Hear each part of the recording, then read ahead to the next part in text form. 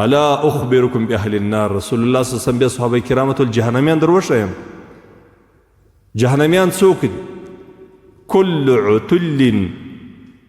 كل عتل جواد مستكبر، هر هغه څوک چې د سخت زړه والی، هر هغه څوک چې زندگی په تکبر او په لویي او په غرور باندې تیروي، په جامه کې، په شکل کې، په تګ کې، په خبرو کې، په ناسته کې د تکبر مزاج، متکبره مغروره کېږه، پر لارې باندې رواني، د تکبر په رقم باندې روان، او مستكبر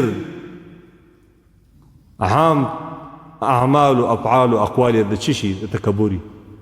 یا متکبر هغه انسان ته وایي خلق سپک بوله، پر حق باندې سترګې پټوه او خلق سپک بوله. رسول الله صلی الله علیه وسلم د متکبر تعریف موږ ته په دې باندې کړی دی: بطر الحق وغمت الناس. د حق په مقابل کې ودرېږه، حق مه منه، حق ته غوږ مه نیسه، نو خو دا تکبر دی، بس دا متکبر دی د انسان. او خلق سپک بوله، بس کله د قوم دغه بیادبي دي ما په چنجۍ په دماغ نه نوتلی د قومیت په وجه باندې چې زه پلانکی قوم یم، بس زه معتبره یم. کله کله بیا دی علاقایي، کله زباني، کله بیا نور، کله بیا تربر، بس دا شیان نه دي. دا د حق په مقابل کې چې ودرېدی دا متکبر دی. بطر الحق وغمت الناس، خلقو ته په سپکه سترګه باندې ګور، بس دی ډېر اصل دی. الله رب العزت دې موږ او تاسې له دې عذابه وساتي، الله دې موږ او تاسې له دې کبیره ګناه وساتي. نو رسول الله صلی الله علیه وسلم متکبره انسانان موږ ته راوښول دا په چا په زړه کې چې رحم نه وي. رحم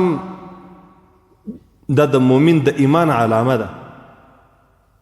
د رحم په باره کې مستقل باب دی تفصیلي، خو بس د رحم الله رب العزت د نیکانو د صالحینو خلکو په زړه کې الله رب العزت رحم اچي، شفقت اچي، مهرباني، نرم مزاجي، نرم طبیعتي، سخت کلک دا چې دی دا ډېر بد رزل صفت دی چې کله په انسان کې الله رب العزت موږ او تاسې د دې رزلو صفاتو څخه وساتي. د حدیث شریف روایت بخاري و مسلم دواړو کړی.